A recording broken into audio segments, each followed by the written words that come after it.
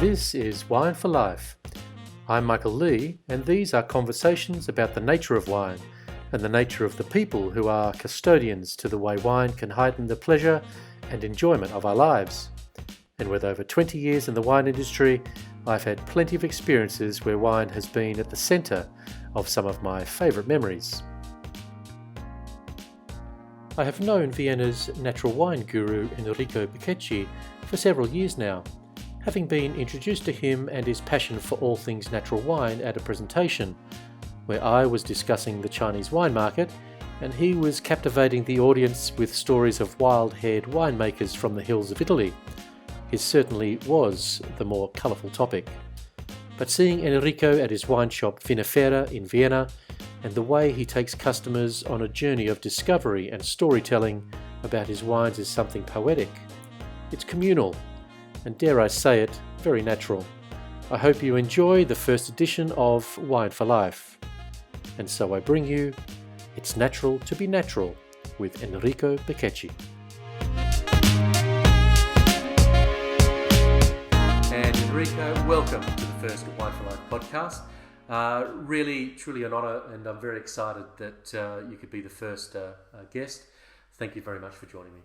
Yeah, thanks, Mike. I'm also really proud and happy to be here with you and to try to tell my story. Super. Yeah, wonderful. Could you maybe take us back before wine, where you came from, and I suppose what you initially were getting involved in through your studies?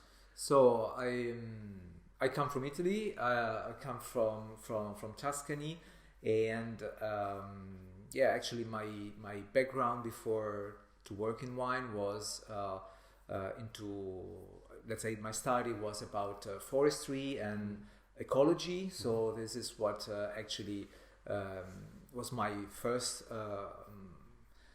study that I did in Italy. And let's say that at the end of my course, I realized that this maybe was not my future, not what I was intention to do for the rest of my life. And actually, I never had a career into this. But it was important for me now, back in time, as approach to my ecological way to see then farming, viticulture, and wine. So after my study, I moved for an experience in Portugal, and then actually that was the time that I realized that getting in touch with port wine, with a long history of port wine, that wine could be something really interesting for me, for my future, and I totally changed my mind toward wine, so that till that moment was just something simple. And yeah. When you first started getting involved in wine or interested in wine in Portugal, is there a sort of specific moment where you thought this is really something that I'm more than interested in, but on a very personal note, sort of passionate? Let's say that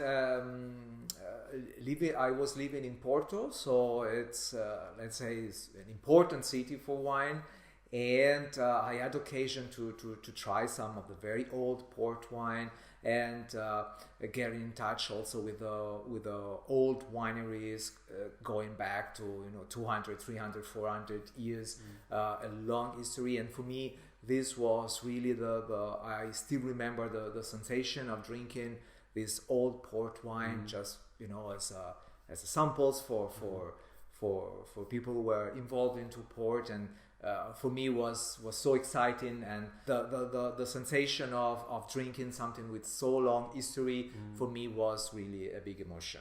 Yeah, wonderful. And I suppose so it seems that you certainly had a long career in wine and covering lots of different countries and lots of different wines.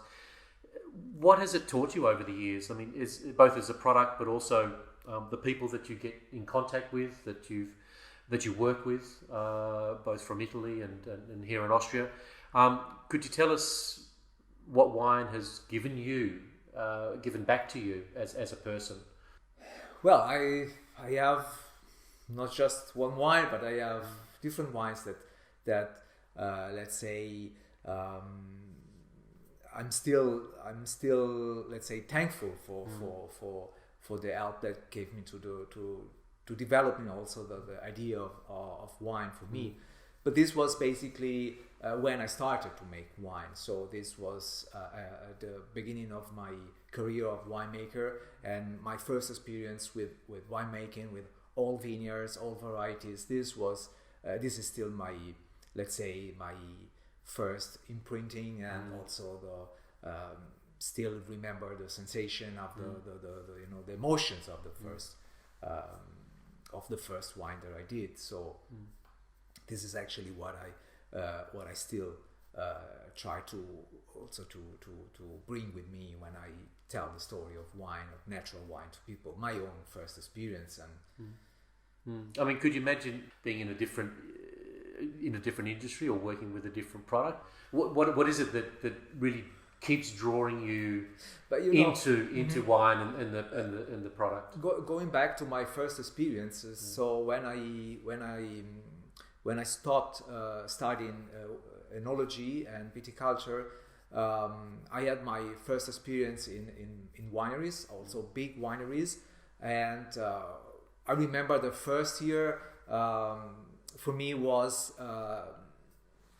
totally unsatisfied by the classic winemaking.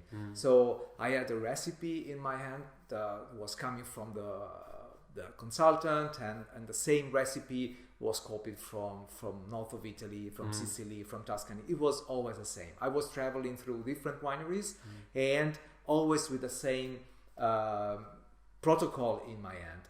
And then immediately I realized that that was not my way to approach the wine. So my career in the classic winemaking was really short, because I was already in an adult phase of my life, so I was quite sure of what I wanted, and I immediately realized that the classic winemaking couldn't fit with myself. So I stopped immediately after 1 year to work basically in wineries.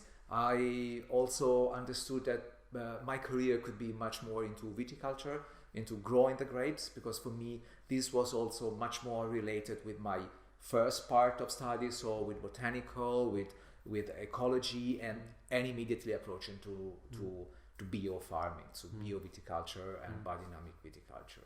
I mean, do you think wine mirrors who we are? I mean, we all have a different relationship with wine, both as certainly as consumers, but also people that work in wine. I mean, how do you view wine as a product? I suppose why is it different to any other product? I mean, what is interesting and important for you, and as a person, and your relationship with wine that also other people may adopt? Well, I feel that especially working with small wineries, so, and where the contact is so close to the people who makes the wine. This is, I think, the main difference between my approach to wine and the let's say the classic approach to wine. It's really tough for me, and it was also in the past, to approach to wines that come from big wineries where actually I can't imagine who did the wine, and that it's actually most of the wines that we can find in the shop. So where this one, who did this wine? So yeah, you can find this on the magazine, that the face of the winemakers, the face of the owner. So there's always somebody who put his face on the wine, but then in reality we know that it's not like that. So for me was really important to approach to small wineries for this reason, to have a direct contact and something that I can transmit to people when they come here for trying a glass of wine. So and I think this is also the maybe one of the more difficult parts of my job, because normally people tend to approach the wine in an easier way, in not personal way. more sometimes more professional, so just judging the color, judging the bubbles that they are creating in the glass, so the technical aspect of wine. This is something that I totally refuse since the beginning. So in my experience, wine can't be reduced in technical aspects. So that's something that it's much more important that it's what I get from the direct contact and the feeling that I have working with small wineries. Yeah, that's interesting. I mean, we've spoken about this before when we first met, about my time in China and how, rightly or wrongly, the market there, or the majority of the market, have a very different relationship with wine. I mean, it's very much used as a status symbol, as something that is shown and presented certainly in business context. So that relationship is a very, very, I think, abstract relationship. But in your mind, I mean, is that something that they're really missing out on? Is it something that wine does and can provide this level of relationship beyond just a product?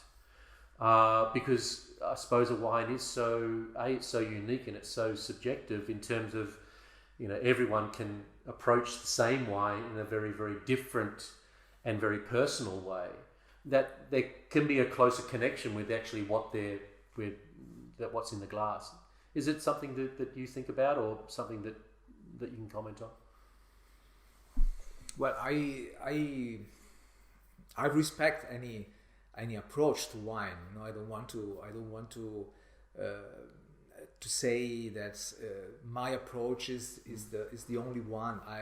I also I'm conscious that the wine world is so big and the wine history is so large that I imagine that there are several millions of different approaches to wine. I try to transmit my own approach. So in my role of somebody who is bringing his own experience. So I think this was for me clear since the beginning. So also one of the reasons that I decided to switch my job from winemaking to wine selling, for instance, because I was realizing that during my first promotion of the wine that I was doing, that I was telling the real story of wine, the real story of the winemaking. I was not telling fantasies or and people were looking at me really interested, and I was also feeling that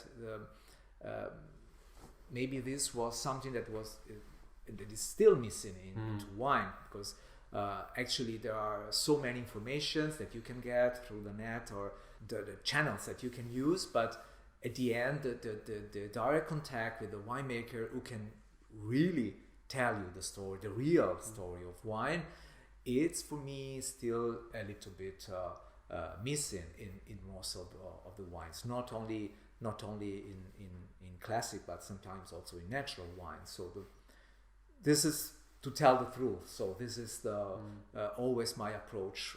Is that do you think it's a reflection on where the wine industry is at the moment? I mean, could you maybe sort of tell us what sort of industry is it? Is it good? Is it healthy? Is it going in the right direction? Is it stuck? What's the matter?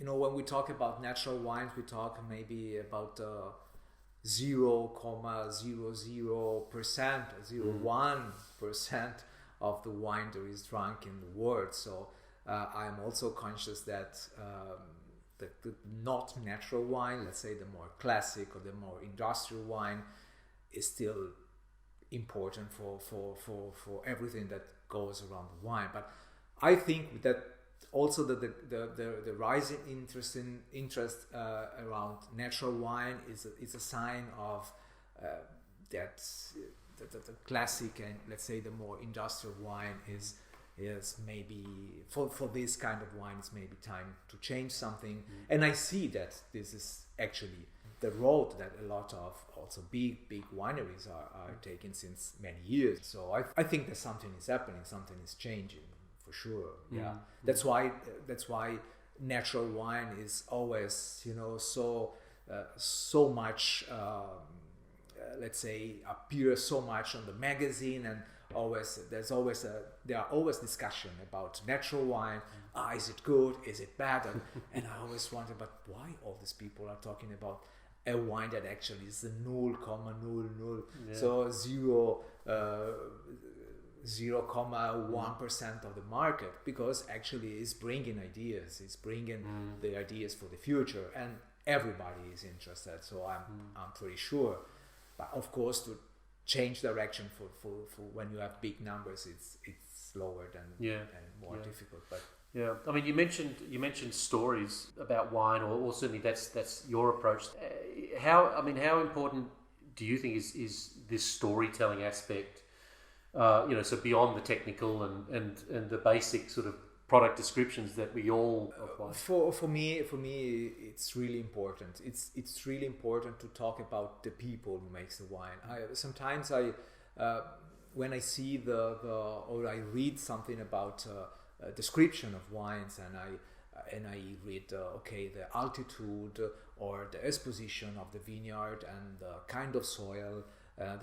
That's if it's how many plants for hectare. Yeah, this is important, but it's not enough for me. So when I present my wines in my tasting, so I try to concentrate on the people who makes the wine, because this is, I think, the when we talk about the famous concept of terroir, so that we have the soil, we have the climate, we have the grape, but in the middle we have the person. So because otherwise you can't explain how in a terroir, or I don't know, like Burgundy, where everybody is doing using the same grape in more or less the same exposition, same climate, but then you have hundreds of different wines.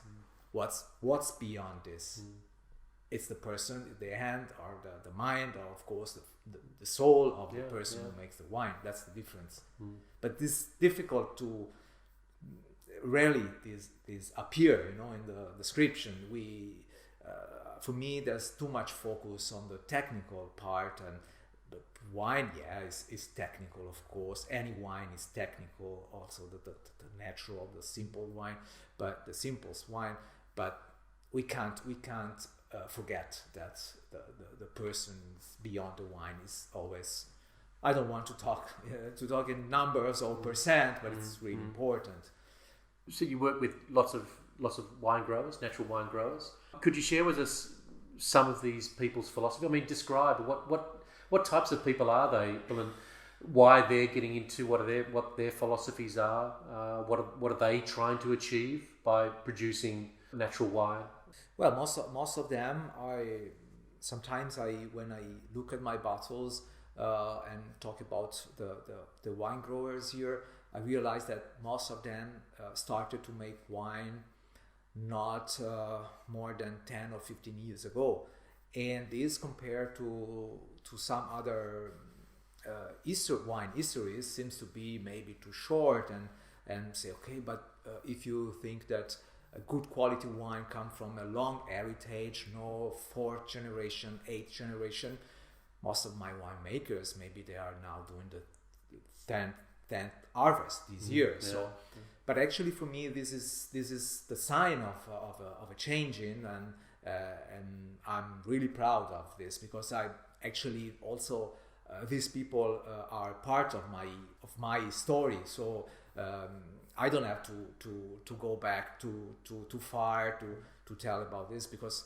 about these people, because I was there when they did their first natural wines, when they decided to change the style, or maybe when they started to rent the first vineyard, and because they are all quite young wineries, because let's say that this is the natural wine movement is actually, as we know today, is quite new.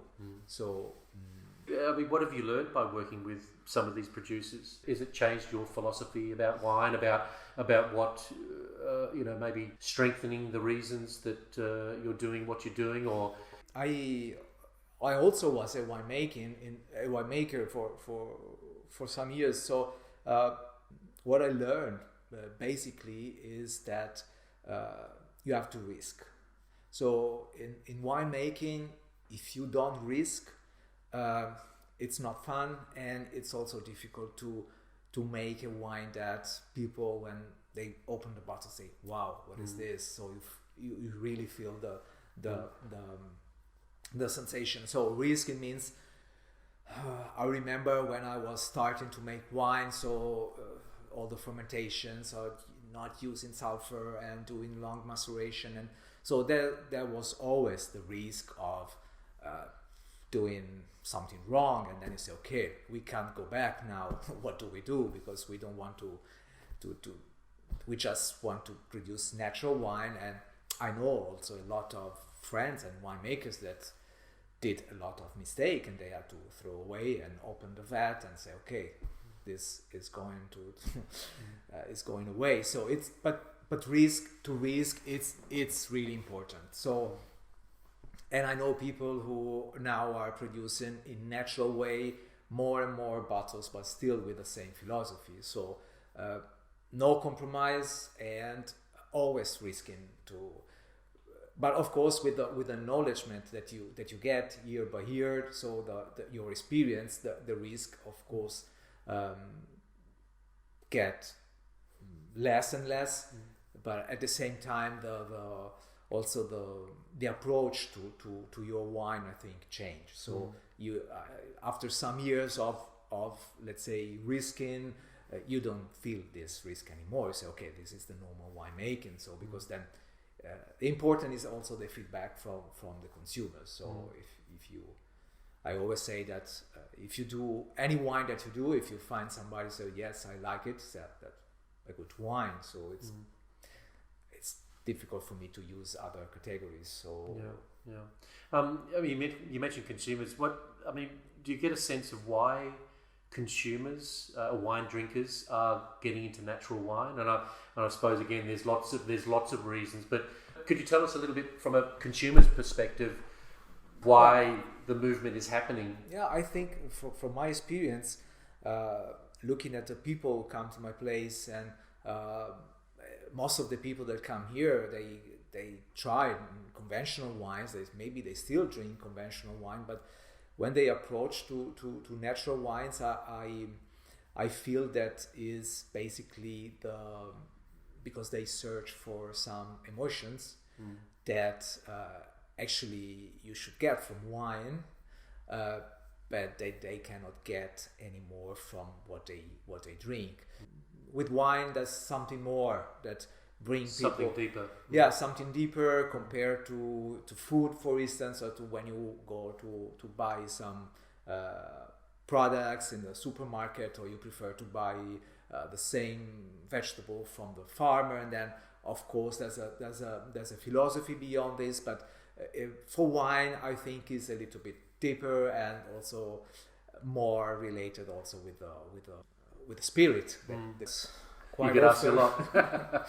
quite often is made in my shop. So well, of course we talk about a wine that comes from bio or biodynamic farming. That's the basic, let's say, start for any natural wine. And then I try to give the let's say the sensation of description of something that is as close as possible to the grape, so that I try to explain to people that let's say the natural winemaking is the best way to keep as much as possible the grape taste, to bring the grape taste, including the terroir or whatever, into the glass. That's also something that I learned when I started to make wine. I started my first tasting, public tasting, and there were some people from the, let's say, conventional taste coming to my desk and saying, "Oh, I like this wine, but actually I think it's not finished." And I used to answer, "No, the wine is finished. The wine is finished. Yeah, but something is missing." And then I was starting to tell these people what was missing. It was missing clarifying, was missing filtration, it was missing sulfur, it was missing a lot of products that actually I didn't use for my wine. And I realized that a lot of people were not aware that what they consider finished wine actually is most of the time a product that is processed a lot, so too much actually for what we need. Because when we want to drink a good glass of wine, actually we don't need to have it clarified or filtered or stabilized, or this is sometimes is necessary if you want to produce millions of bottles and to let this bottle travel around the world. I imagine that this was the industry went in this direction. But when we talk about wine, we also talk about a product that we can find around the corner. So we are, in Vienna we have 1,000 hectares of vineyards, so it's not so difficult to get a glass of wine. So why we have to submit the wine to all these processes? So it's, for me, it's most of the time unnecessary. So so natural wine is, without going too deep in the characteristic, but is for me the way to remind as much as possible the taste of the earth, the taste of the grape, the taste of the place where the wine comes from. We're sitting here in your Enoteca here in Vienna. Could you tell us about how Vinifero came to be, the journey that sort of got to this point, and also maybe describe what your vision of the store is and the types of products that you currently have in stock? Yeah, so I came to Vienna in 2015. Vienna because I have some friends here living in Vienna and working with quality products, food, mainly food. And at that time, so before 15, we started a small importation of natural wine, because we saw that in Vienna there was still a place for some wines that were already quite present in different markets all over the world, and Vienna, let's say, was still not so developed for natural wine. So I saw that Vienna could be for me a good place to start my business. I started Vinifero with the idea to importing wine and basically to sell to gastronomy. But then immediately I realized that gastronomy was not maybe ready for most of my wines, and for me it was quite difficult to be introduced in this distribution that at the beginning was really hard. So I decided to open a shop, to have a direct contact with people. That for me was much easier, and also a direct contact with the final customer, I think, is always easier than distribution. So and that's how it came that I found this place. So that actually was it's an old restaurant, old Gastwirtschaft, that was closed since a couple of years. And when I opened the door and I saw the place, and I said, wow, this is perfect for me. And then I decided to start here my shop, my first shop. And from that time, let's say when I opened, I was basically importing Italian and Spanish wines. Austria was not present at all, because in my idea I was convinced that, I said, nobody would buy an Austrian wine from an Italian, so they would this was my pre-concept.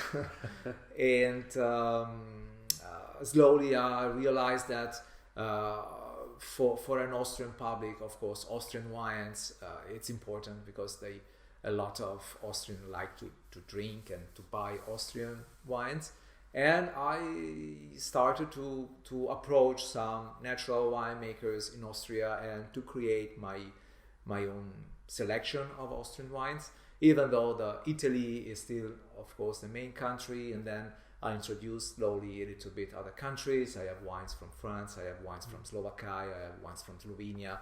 So I always tell the people, I don't have wines from all the countries, of course, but I have wines from the people that I like from any country they come. So but basically Italy is still my main, so my core business. Into this Austrian group, let's say that I'm quite proud to have started also some collaboration with some winemakers.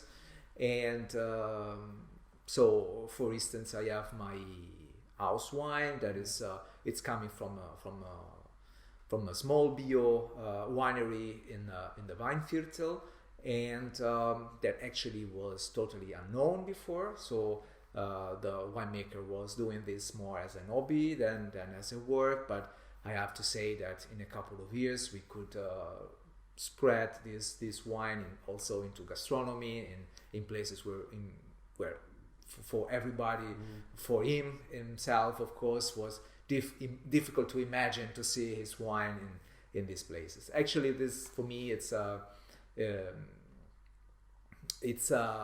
part of my satisfaction of also to see that my work into wine is developing also in Austria. My collaboration with winemakers is developing here, and this is for me the natural, let's say, continuing of my story that started in Italy. And then we have one of these wines that you as part of this collaboration. Could you maybe just sort of introduce that, and we can have a look at it? This is actually a Pet Nat that nowadays is the word that everybody maybe you could because it's easy, it's very easy to say, but probably not too many people actually know what it is.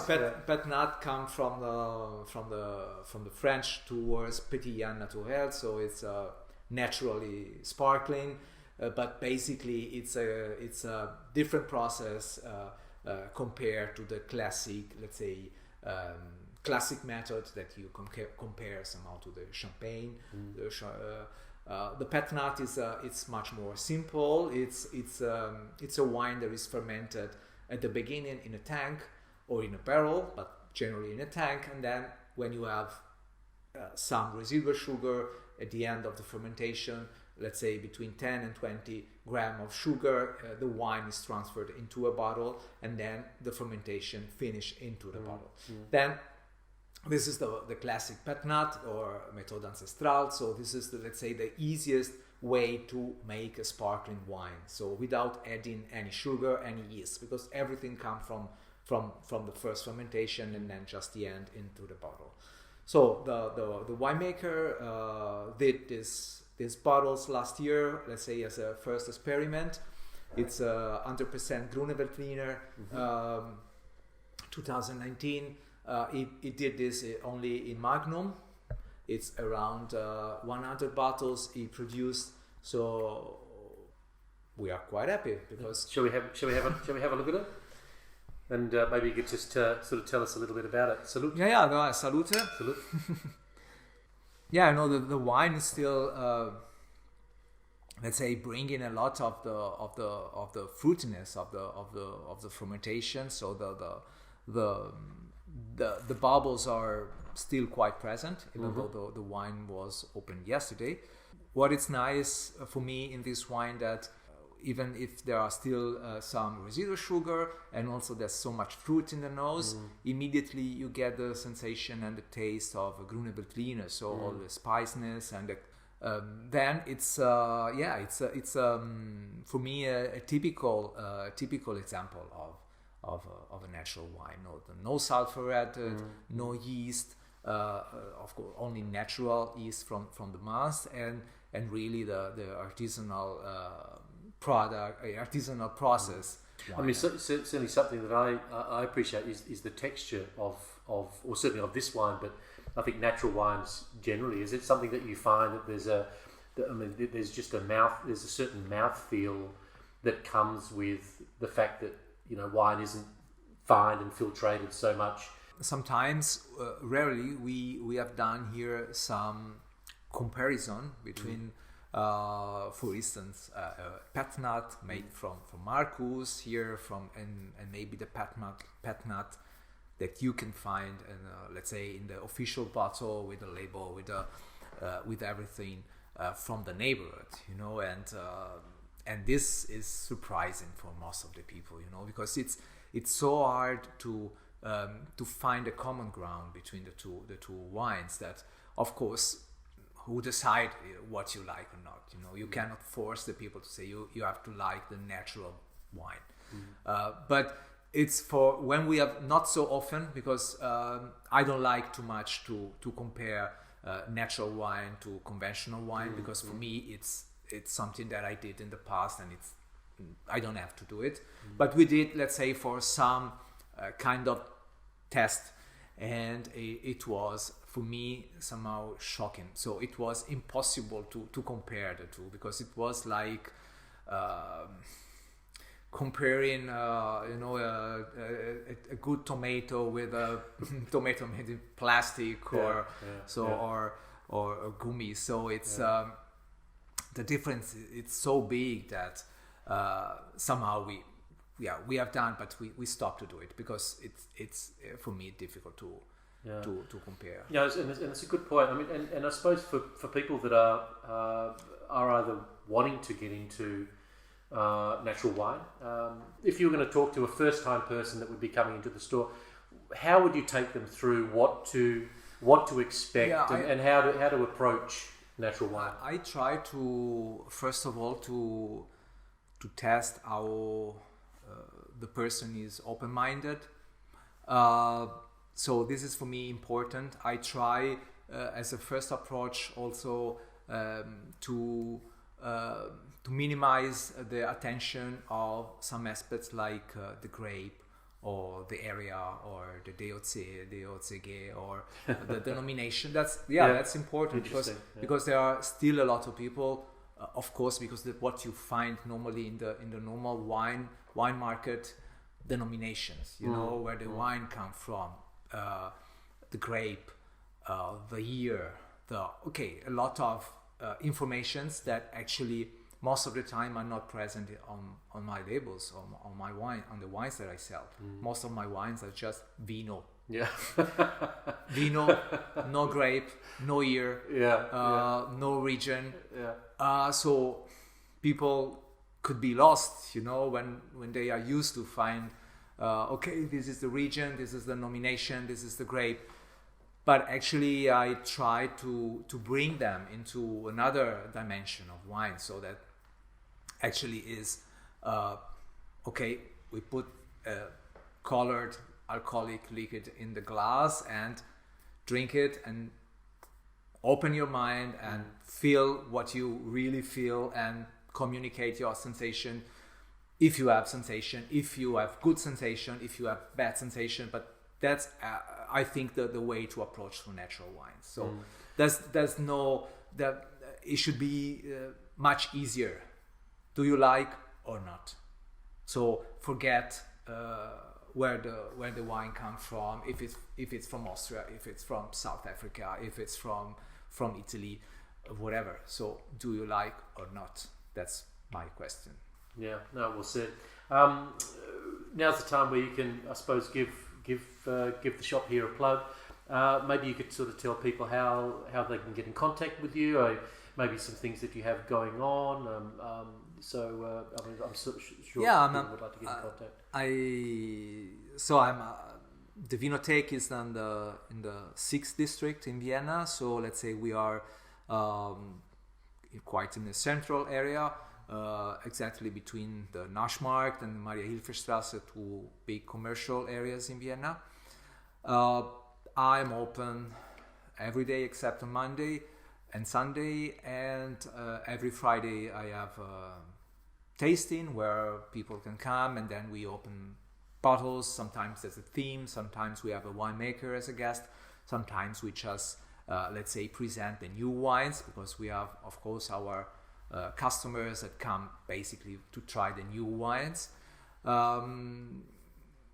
I have, as I said, wines basically from Italy, but more or less now 280 wines, and also recently we have opened the online shop. So Super. yeah, so this was our, let's say, work during the lockdown, so we could concentrate more on the online shop that was a work in progress since some time, and I'm quite proud to have finished, so we could concentrate on the online shop. And actually this is also a part of my business now, a good way to approach also the people that are not living in Vienna, living in different part of Austria and also different part of Europe, that maybe want to try something from my shop. No, super.